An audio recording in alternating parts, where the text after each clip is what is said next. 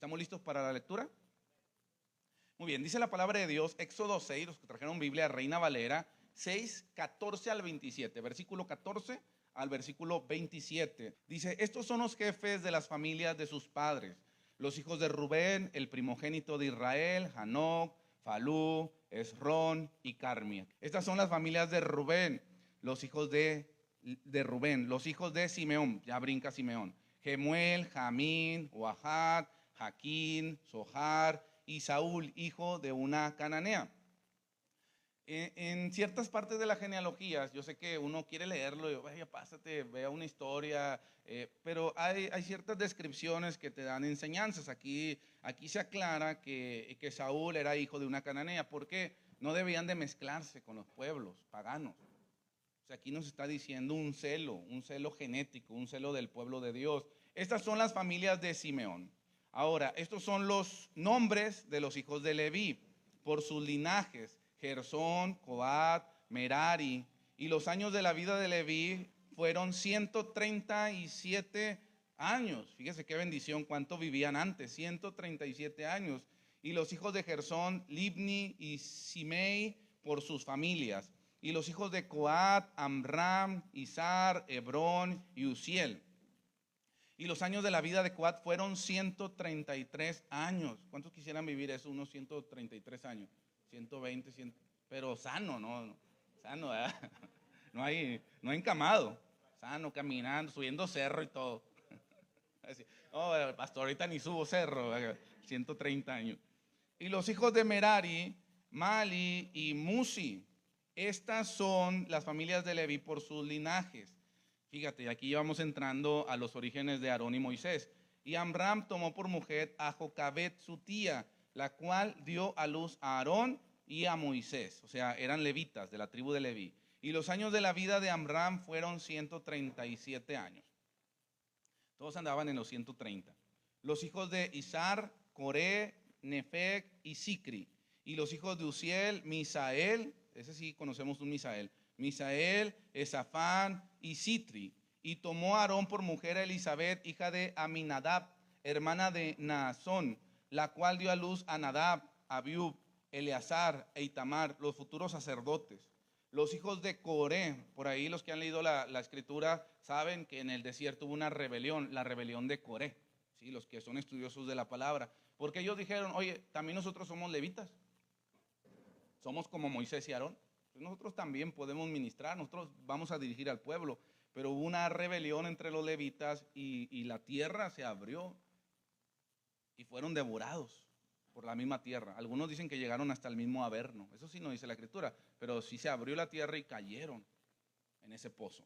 Los hijos de Coré, Asir, Elcana y Abiasaf. Estas son las familias de los coreitas. Y Eleazar, hijo de Aarón, tomó para sí mujer de las hijas de Futiel, la cual dio a luz a Fines. Este también va a ser un personaje interesante, celoso de Dios, sacerdote. Y estos son los jefes de los padres de los levitas por sus familias. Versículo 26. Toda esta genealogía, todos estos orígenes, vuelvo a lo mismo. Alguien dirá, pero ¿para qué? No, bríncate una historia, bríncate a la historia de Daniel en el foso de los leones, vete a la historia de Sansón. No, también es importante analizarlo. Este es aquel Aarón y aquel Moisés a los cuales Jehová dijo, sacad a los hijos de Israel de la tierra de Egipto por sus ejércitos. Fíjate esto tan interesante.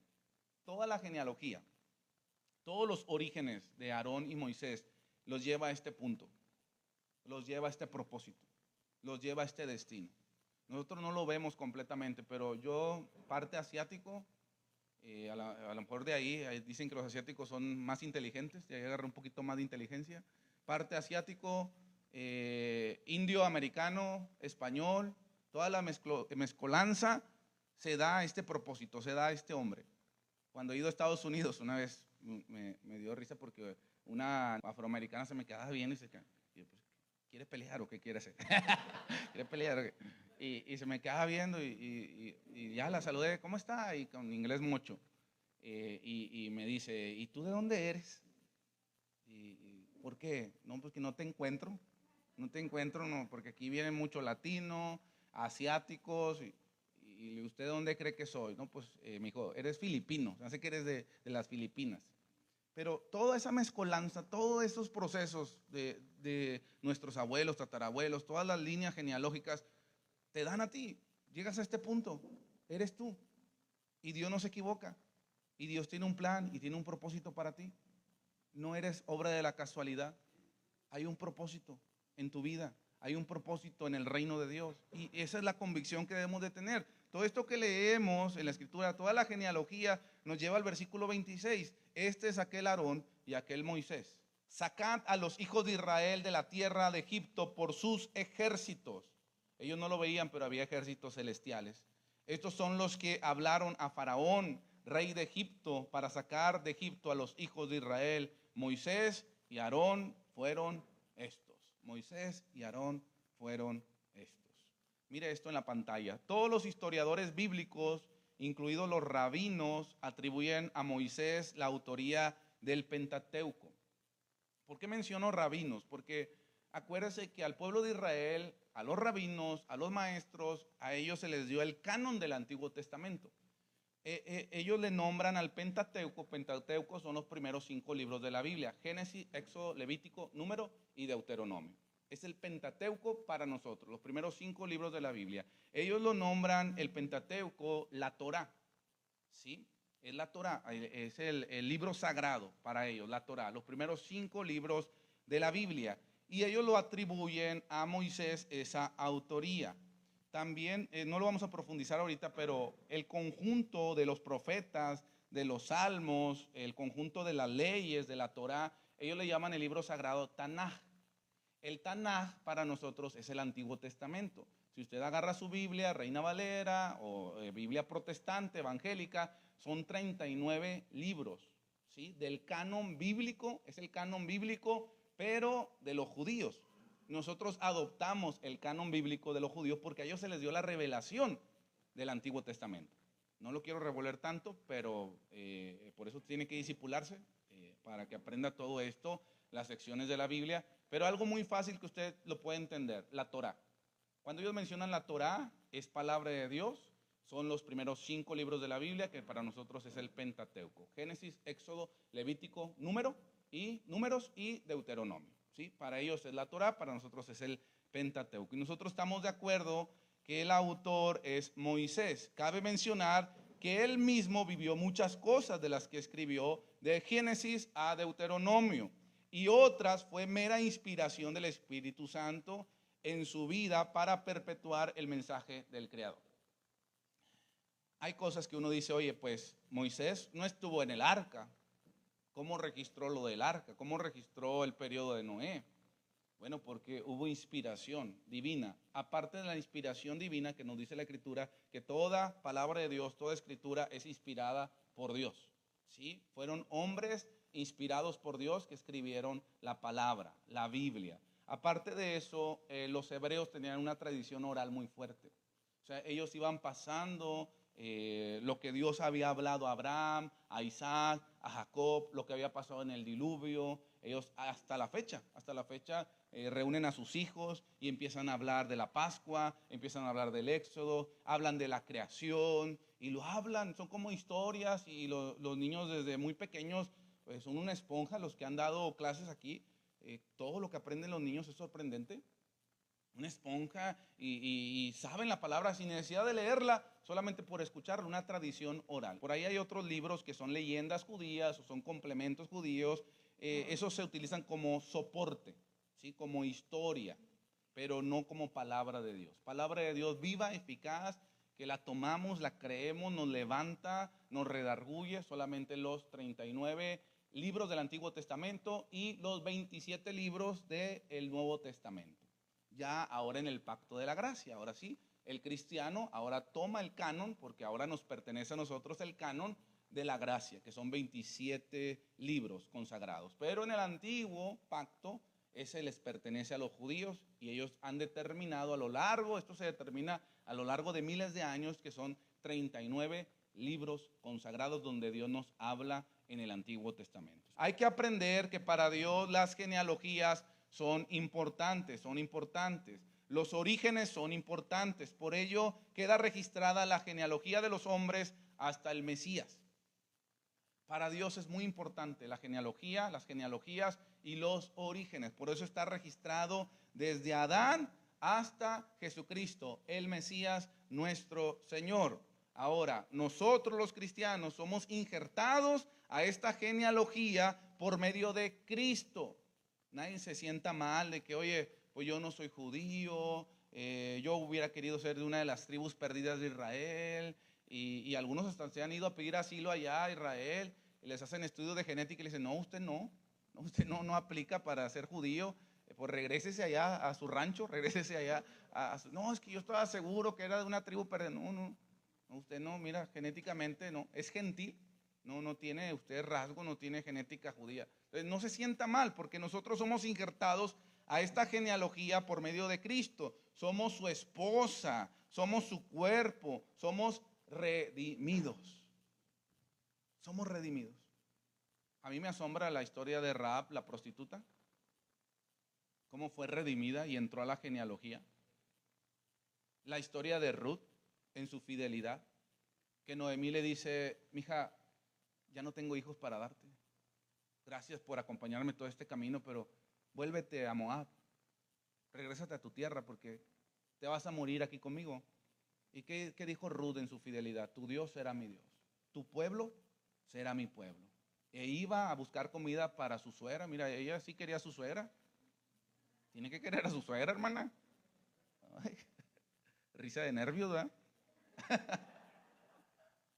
Y suegra ya fallecido el hijo.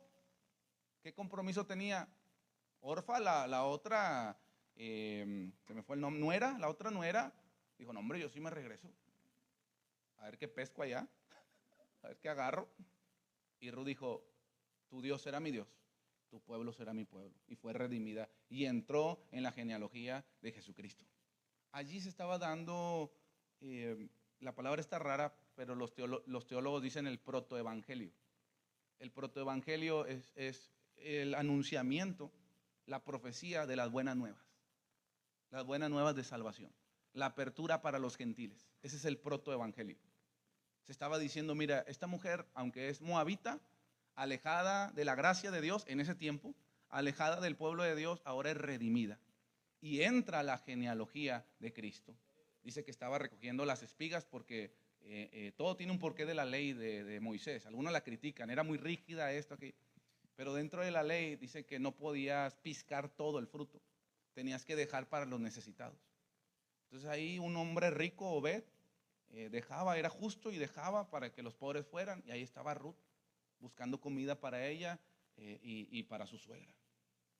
Y cuando la vio dedicada, la vio que era del linaje de la familia de Noemí, que podía casarse, levantar su dinastía, dijo, ¿sabes qué? Me voy a casar contigo.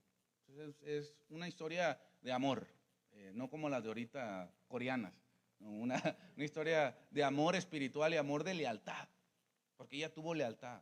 ¿Sabes qué? Aunque ya no me puedas dar un hijo tuyo para casarme, tú eres mi familia, tú eres mi pueblo y tu Dios será mi Dios.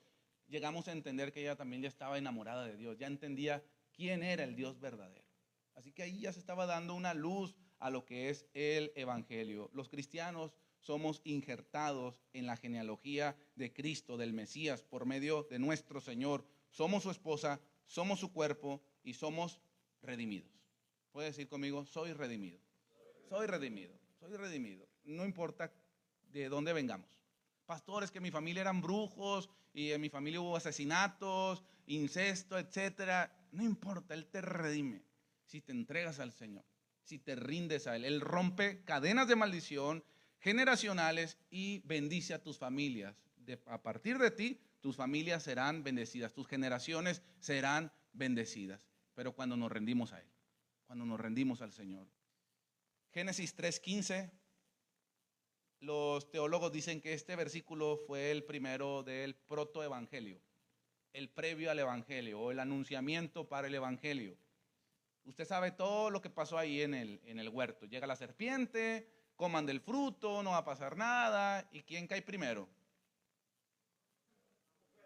La mujer, gloria a Dios, la mujer. quiere decir hermana, ¿verdad? Y luego el hombre, cae el hombre también. No podemos decir, sí, nada más la mujer. El hombre también cae. Y vienen consecuencias. Vienen consecuencias. Dentro de esas consecuencias está Génesis 3, versículo 15, nueva versión. Pondré enemistad entre tú y la mujer, y entre tu simiente y la de ella. Protoevangelio, la simiente, Cristo, la genealogía de Adán hasta Cristo. Su simiente te aplastará la cabeza, la victoria de Cristo en la cruz de Calvario, pero tú le herirás el talón. Sufrió muerte de cruz, desprecio, golpes, maltrato. Ahora, mis hermanos, eso también es figura de la iglesia. La mujer también representa a la iglesia. Y la iglesia tiene el poder para darle en la cabeza a Satanás. Pero también habrá guerra. Y Dios le va a permitir al diablo hacernos guerra. Por eso a veces hay guerra espiritual. Él está derrotado, pero a veces Dios lo permite. Son sus designios, son los procesos que hay que pasar. Por eso los primeros cristianos tenían que ir al Coliseo. Ellos pensaban que Nerón y Tito, esos gobernantes tremendos que los lanzaban a los leones, al Coliseo romano, ellos pensaban que eran los anticristos. Imagínense, todavía el que va a venir va a ser un depravado, será un hombre violento, como nunca antes se ha visto maldad en el mundo, va a ser la tribulación. Entonces van a combatir contra nosotros, algunas veces nos van a llegar a herir, pero claro que nuestra alma está protegida y está en las manos del Señor. Pero tenemos promesa desde Génesis 3, versículo 15. Será aplastada la cabeza del diablo. Aquí lo dice muy claro la palabra de Dios, Reina Valera. Hebreos 2, 14 al 18. Así que, por cuanto los hijos participaron de carne y sangre, o sea, nosotros, los hijos, Él también, Jesucristo, participó de lo mismo. ¿Para qué? Para destruir por medio de la muerte al que tenía el imperio de la muerte. Esto es, al diablo. Y librar a todos los que por el temor de la muerte estaban durante toda la vida sujetos a servidumbre. Fíjate esto, porque ciertamente no socorrió a los ángeles, sino que socorrió a quienes, genealogía, orígenes, a nosotros, la descendencia de Abraham. Porque dice la Escritura que si estamos en Cristo, también somos herederos de la herencia de Abraham. Primero se le dijo a la mujer, de tu simiente le va a dar en la cabeza a la serpiente, al diablo. Después dice la Escritura que Enoc caminó con Dios y fue arrebatado. Protoevangelio, todo eso es protoevangelio, anunciamiento de las nuevas buenas de salvación. Nos estaban anunciando eso. Después llega Noé, el arca, viene el diluvio. ¿Y cuántos entran? 8 personas entran, la salvación. ¿Quién es el arca de salvación ahora? Es Cristo, es el evangelio, es la iglesia, se estaba anunciando. Después de que se vuelve a poblar toda la tierra con Noé y sus hijos, viene de Ur de los Caldeos, viene Abraham. ¿Y qué se le dice a Abraham? De tu simiente, en ti serán benditas todas las familias de la tierra. Otra vez se está anunciando el evangelio. Y nosotros somos también descendencia de Abraham. Por eso aquí lo está mencionando. Porque ciertamente no socorrió a los ángeles, sino que socorrió a la descendencia de Abraham. Por lo cual debía de ser en todo semejante a sus hermanos, para venir a ser misericordioso y fiel sumo sacerdote en lo que a Dios se refiere, para expiar los pecados del pueblo. Pues en cuanto él mismo padeció siendo tentado, es poderoso para socorrer a los que son tentados. O sea, que Cristo ha padecido como tú padeces, como yo padezco. Él fue tentado en todo, pero sin pecado. Por eso es misericordioso. O sea, Él sabe cuando nos desesperamos. Él sabe cuando tenemos hambre. Él sabe que este cuerpo es débil. Los pensamientos que nos atacan. A veces los celos, las envidias, los temores, la angustia. Dice la Escritura en el mismo libro de Hebreos, dice, ustedes no han llegado a resistir el pecado al tal grado como Jesús que sudaba gotas de sangre. Pues imagina esa presión, de esa ansiedad que él sentía, pero no se dejó vencer al decir, Padre, pero hágase tu voluntad, no la mía. Hágase tu voluntad, pasa de mí esta copa, pero no se haga mi voluntad, hágase la tuya. Y dice el escritor de Hebreos, ustedes no han soportado tanto. A la primera se deslizan, A la primera, ay, ya caí, ay, Señor. Uno ya, ay, ya fallé, ay, se me hizo fácil. No, hay que llegar a ese grado de decir, como mi Cristo padeció, sufrió, gotas de sangre, combatió contra la carne, yo también debo dar un esfuerzo. Si tu mano te hace pecar, más vale que entres sin ojo y manco al reino de los cielos, que entero al infierno. ¿Sí dice así la palabra o no dice? Pero nos está faltando ese sacrificio. Nos está faltando ese entendimiento. Dice, pues en cuanto él mismo padeció siendo tentado, es poderoso para socorrer, me puede ayudar, porque yo soy tentado como él fue tentado. Así que a la próxima que venga una tentación carnal, humana, de avaricia, de pensamiento, cualquiera que sea, tú tienes que saber, según la palabra de Dios, que él te puede socorrer. Él me puede ayudar. Él me puede dar la fuerza para vencer este enojo, esta situación sexual, esta avaricia, este miedo, esta ansiedad. Él me puede socorrer, porque Él fue hombre como yo, tentado en todo, pero sin pecado, victorioso en todo. Cada caminar que Él tuvo en esta tierra fue en victoria. Nosotros vamos de derrota, a veces en derrota, pero Él fue de victoria en victoria, de poder en poder. Así que a esa victoria nos quiere llevar el Señor. Efesios 1, 22 al 23. Dios sometió todas las cosas al dominio de Cristo y lo dio como cabeza de todo. ¿A quién? A la iglesia. Esta, o sea, la iglesia, nosotros, que es su cuerpo, es la plenitud de aquel que lo llena todo por completo. ¿Por qué? Porque así Dios lo decidió. Él quiso morir por nosotros, comprarnos, redimirnos con su sangre, para presentarnos delante de Él como una esposa sin mancha y sin arruga, y ser su complemento eterno. Así lo decidió Él. Y si somos el cuerpo de Cristo, quiere decir que también todas las cosas están bajo nuestros pies, están sometidas porque estamos con Cristo. Si Él es la cabeza y nosotros somos el cuerpo, aquí dice la Escritura, todas las cosas al dominio de Cristo, y lo dio como cabeza de todo a la iglesia. Si llega a entender esa dimensión de bendición, de poder, de autoridad que tenemos como cuerpo de Cristo, como iglesia de Cristo. Primera de Juan 3:8. Primera de Juan 3:8. El que practica el pecado es del diablo, porque el diablo peca desde el principio. Pero para esto apareció el Hijo de Dios. ¿Para qué? ¿Okay? Léalo otra vez. Ahí, analícelo.